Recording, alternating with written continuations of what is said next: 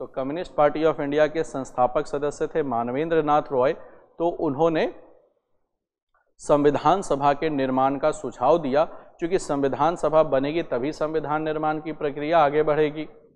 इसके बाद हुआ क्या कि 1935 में भारतीय राष्ट्रीय कांग्रेस, उस समय की सबसे बड़ी राजनीतिक पार्टी थी भारत की, आधिकारिक रूप से संविधान सभा की मांग की ताकि भारतीय संविधान का मसौदा तैयार किया जा सके।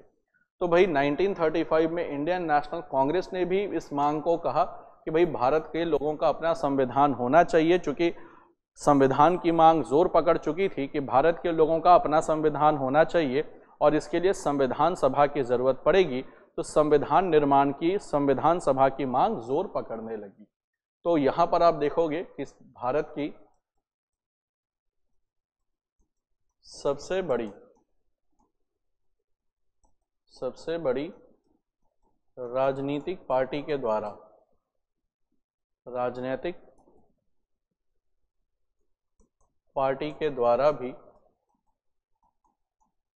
भी संविधान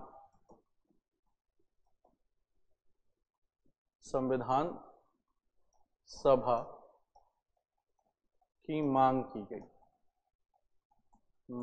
गई। और जब संविधान सभा भाई बनेगा, कॉन्स्टिट्यूएंट असेंबली बनेगा, तभी तो संविधान की रचना होगी। तो भारतीय राष्ट्रीय कांग्रेस जो सबसे बड़ी राजनीतिक दल थी, वो भी चाहती थी कि भाई संविधान सभा ब्रिटिश सरकार को बनाना चाहिए ताकि भारत का संविधान निर्माण हो सके। हालांकि ब्रिटिश सरकार ये कभी चाहती नहीं थी कि इनका संविधान निर्माण हो और ये अपनी सरकार बनाए, लेकिन फिर भी संविधान निर्माण की मांग, संविधान सभा की मांग तेज पकड़ने लगी। अब तो भारत की सबसे बड़ी राजनीतिक पार्टी ने भी इस बात को उठा दिया। फिर दोस्तों 1938 में होता क्या है कि पंडित जवाहरलाल नेहरू ने भी भारतीय राष्ट्रीय कांग्रेस की ओर से कहा कि भारत का संविधान सभा के द्वारा बिना किसी बाहरी हस्तक्षेप के बनाया जाएगा।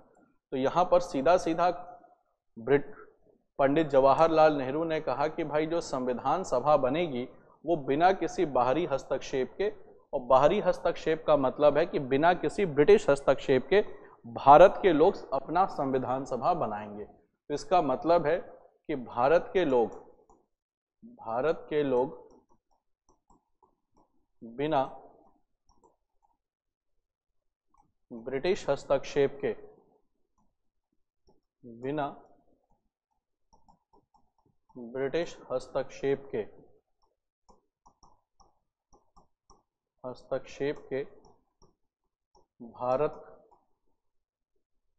भारतीय संविधान के निर्माण के लिए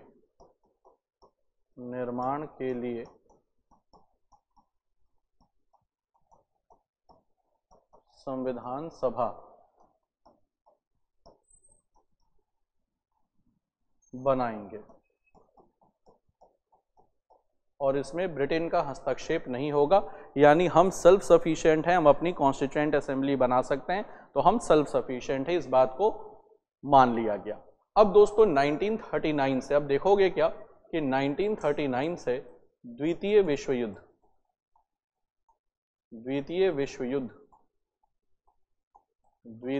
युद्ध की शुरुआत हुई। तो 1939 से द्वितीय विश्व युद्ध की हो गई शुरुआत। और उस समय दोस्तों भारत के जो वायसराय थे वो थे लॉर्ड लिनलिथगो। तो उस समय जो वायसराय थे भारत के, वायसराय थे वो थे लॉर्ड लिनलिथगो,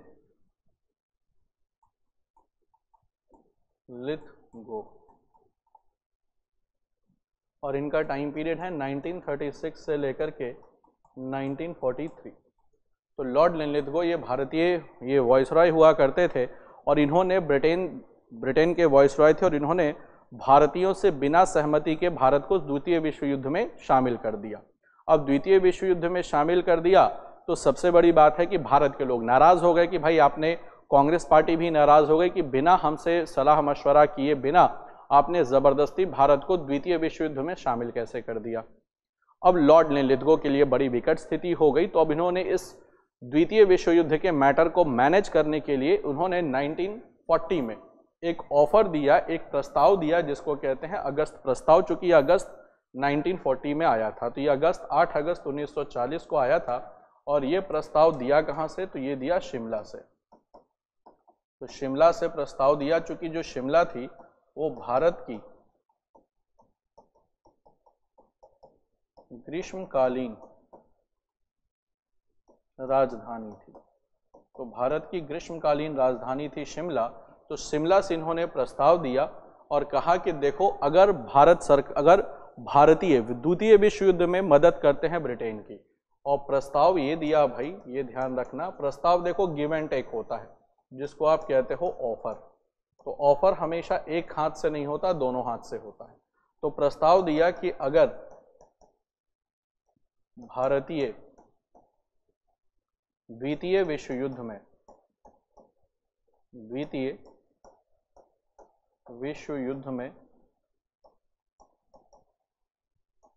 ब्रिटेन की मदद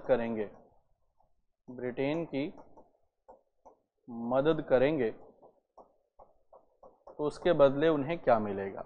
इन्होंने सीधा कहा कि हमारी मदद कर दो द्वितीय विश्व युद्ध में, और उसके बदले ब्रिटिशों ने स्वीकार किया कि वह संविधान सभा भारतीयों के द्वारा गठित की जाएगी और डोमिनियन स्थिति दी जाएगी। तो कहा लॉर्ड लिनलिथगो ने कि देखो, हमें सेकेंड वर्ल्ड वॉर में हमारी मदद कर दो, सेकेंड वर्ल्ड वॉर में हमारी मदद करोगे तो हम तुम्हारा संविधान सभा बनवाएंगे। ये जो संविधान सभा की मांग कर रहे हो, ये संविधान सभा का निर्माण किया जाएगा भारतीयों के द्वारा। इन्होंने कहा कि संविधान सभा का निर्माण होगा, संविधान सभा का निर्माण करवाऊंगा, और वो भी करेंगे भारतीय, यानी इसमें कोई ब्रिटिश हस्तक्षेप नहीं होगा, आप ही लोग करना। और भारत को डोमिनियन स्टेटस भी दूंगा। डोमिनियन स्टेटस का मतलब होता है कि ब्रिटिश साम्राज्य के अधीन शासन करना। तो इसका मतलब होता है कि ब्रिटिश साम्राज्य के अधीन शासन करना। तो हम आपको डोमिनियन स्टेटस भी देंगे, जिससे सरकार तो भारत के लोग बनाएंगे, लेकिन उस सरकार के जो प्रमुख होंगे वो ब्रिटेन का ताज होगा। तो डोमिनियन स्टेटस का सीधा सीधा भाई मतलब होता है कि सरकार तो भारत के लोग बनाएंगे, लेकिन सरकार का जो प्रमुख होगा वो कौन होगा, तो सरकार का जो प्रमुख होगा वो ब्रिटिश ताज होगी। तो इसी को कहते हैं डोमिनियन स्टेटस, कि ब्रिटिश साम्राज्य के अधीन शासन करना, यानी यहाँ सरकार जो बनाएगी वो भारतीय बनाएंगे, सरकार भारतीय बनाएंगे, और उस सरकार का जो राष्ट्र प्रमुख होगा वो ब्रिटिश ताज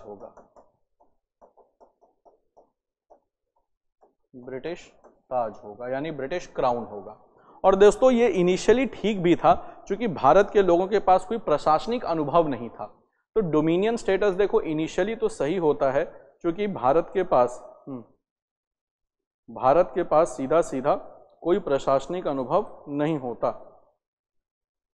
भारतीयों के पास कोई प्रशासनिक अनुभव नहीं होता।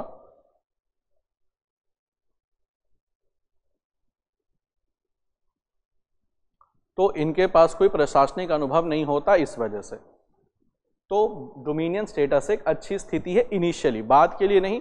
इनिशियली जब प्रशासनिक अनुभव हो जाए तो पूर्ण स्वराज ही जरूरत होती है। इसके बाद दोस्तों इसको इंडियन नेशनल कांग्रेस ने रिजेक्ट कर दिया, इसको इंडियन नेशनल कांग्रेस ने कर दिया अस्वीकार। तो भाई देखोगे क्या हुआ इसमें कि इंडियन नेशनल कांग्रेस ने इसको कर दिया अस्वीकार। इंडियन नेशनल कांग्रेस ने इसको अस्वीकार कर दिया। अब अस्वीकार इसलिए कर दिया कि ब्रिटेन अपनी वादा खिलाफी के लिए जाने जाते हैं, अभी हाँ कर देंगे, जैसे सेकेंड वर्ल्ड वॉर खत्म हो जाएगा तो कहाँ गया संविधान सभा, कहाँ गया डोमिनियन स्टेटस, सब भूल जाएंगे। क्योंकि ये फर्स्ट वर्ल्ड वॉर में ऑलरेडी एक बार इंडियंस को मूर्ख बना चुके थे। तो इस बार कांग्रेस जानती थी कि ये फिर इनका हित सध गया, द्वितीय विश्व युद्ध समाप्त हो गया और ये जीत गए, तो फिर ये संविधान सभा भी भूल जाएंगे और डोमिनियन स्टेटस भी भूल जाएंगे। तो ये अपनी वादा खिलाफी के लिए प्रसिद्ध हैं, इसलिए कांग्रेस ने कहा कि इस बार हम तुम्हारा साथ नहीं देंगे। ये बात फेल हो गई।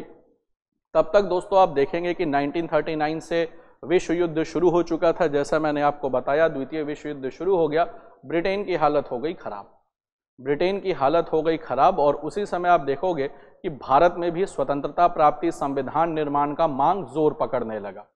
तो भाई 1942 में होता क्या है, किसी मैटर को सबसाइड करने के लिए आता है क्रिप्स मिशन। तो 1942 में दोस्तों इन्हीं मैटर्स को शांत करने के लिए आता है क्रिप्स मिशन, संविधान सभा के गठन की मांग को स्वीकार करता है। तो क्रिप्स मिशन भेजा गया और कहा गया कि देखो भाई, हम संविधान सभा की मांग को तो स्वीकार करते हैं, लेकिन ये कब संविधान सभा बनाएंगे, तो द्वितीय विश्व युद्ध के बाद। तो संविधान सभा कब बनाएंगे, द्वितीय विश्व युद्ध के बाद। तो संविधान सभा बनेगी द्वितीय विश्व युद्ध के बाद। तो इसके ये एक सदस्यीय संस्था थी, ध्यान रखना कि क्रिप्स मिशन जो थी, मिशन जो थी वो एक सदस्यीय,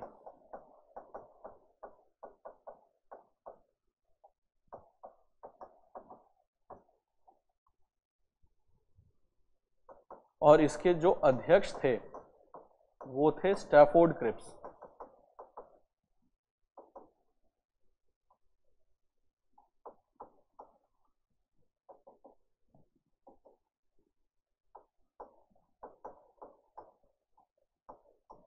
स्टैफोर्ड क्रिप्स थे।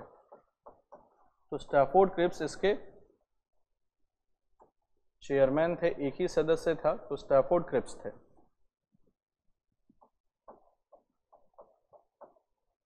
तो स्टैफोर्ड क्रिप्स ने यह प्रस्ताव दिया कि भाई संविधान सभा बनवा देंगे सेकेंड वर्ल्ड वॉर के बाद, चूंकि ब्रिटेन की स्थिति अभी हम लोग सेकेंड वर्ल्ड वॉर में उलझे हैं। और इन्होंने भी कहा कि सेकेंड वर्ल्ड वॉर के बाद बनाएंगे, लेकिन इसके लिए भारत की जो कांग्रेस है वो तैयार नहीं हुई, प्लस बाकी सारे लोगों ने भी विरोध करना शुरू कर दिया। तो क्रिप्स मिशन भी आया, लेकिन ब्रिटिश भारत के लोगों ने या कांग्रेस ने पूछा कि भाई सेकेंड वर्ल्ड वॉर कब खत्म होगा। तो क्रिप्स का कहना था कि भाई जब भी खत्म हो, अभी तो हमें नहीं पता कब खत्म होगा, लेकिन जब भी खत्म होगा तभी हम संविधान सभा का निर्माण करवाएंगे। तो सीधा सीधा कांग्रेस ने इसको कर दिया रिजेक्ट, कहा कि भाई अभी संविधान सभा का निर्माण कराओ तो बात हो, बाद की बात देखेंगे। तो सीधा सीधा इसको कर दिया कांग्रेस ने इसे भी कर दिया अस्वीकार। तो स्टैफोर्ड क्रिप्स का जो क्रिप्स प्रस्ताव भी है वो भी अस्वीकार हो गया। अब देखोगे यहां पर कि भाई बहुत ज्यादा इनको होने लगी दिक्कत, कि धीरे धीरे करके बहुत ज्यादा होने लगी दिक्कत। 1942 में आप जानते हैं भारत छोड़ो आंदोलन भी चला, जिसको क्विट इंडिया मूवमेंट कहते हैं। हालांकि क्विट इंडिया मूवमेंट तो ब्रिटिश सरकार ने दबा दिया, लेकिन इस आंदोलन से ये बात साफ साफ हो गई कि अब ब्रिटिश सरकार के दिन भारत में ज़्यादा नहीं बचे हैं। और अब उन्हें लगने लगा कि भाई यहाँ तो एक तो राष्ट्रीय आंदोलन तीव्र हो रहा है, प्लस सेकेंड वर्ल्ड वॉर में भी हालत खराब है, और इतना पैसा नहीं है कि इतने बड़ी उपनिवेश को मेंटेन किया जा सके। तो ब्रिटिश सरकार थोड़ा डिफेंसिव मोड पर खेलना शुरू करती है, और वो सोचती है कि जल्दी से जल्दी इनका संविधान निर्माण कराओ, संविधान सभा बनाओ, संविधान निर्माण कराओ, पावर ट्रांसफर हो, और यहाँ से हम वार्म फेयरवेल लेके निकलें। तो अब आ जाती है इस तरीके से ब्रिटिश सरकार का मॉडस ऑपरेंडी, यानी काम करने का तरीका होता है। तो फाइनली दोस्तों होता क्या है कि 1946 में कैबिनेट मिशन योजना भेजी जाती है, जिस समय वायसरॉय रहते हैं लॉर्ड वेबल। तो उनके टाइम पीरियड में क्लेमेंट एटली प्राइम मिनिस्टर हुआ करते थे। इन्होंने भेजा कैबिनेट मिशन प्लान मार्च 1946 में। तो मार्च 1946 में दोस्तों आती है कैबिनेट मिशन प्लान, और यही कैबिनेट मिशन योजना ने भारत के संविधान सभा के गठन की सिफारिश की। और इसी कैबिनेट मिशन योजना के तहत संविधान सभा बना, ताकि भारत का संविधान निर्माण किया जा सके, संविधान निर्माण किया जा सके, कि भारत का संविधान निर्माण किया जा सके। और इस समय जो वायसरॉय थे, तो इस समय जो वायसरॉय थे उनका नाम था लॉर्ड वेवेल। लॉर्ड वेवेल जो थे वो थे 1943 से रहे 1947 तक। तो उस समय जो वायसरॉय हुआ करते थे वो लॉर्ड वेवेल थे। अब एग्जाम की तैयारी को और बेहतर करने के लिए हमारे चैनल को लाइक, शेयर और सब्सक्राइब करना ना भूलें।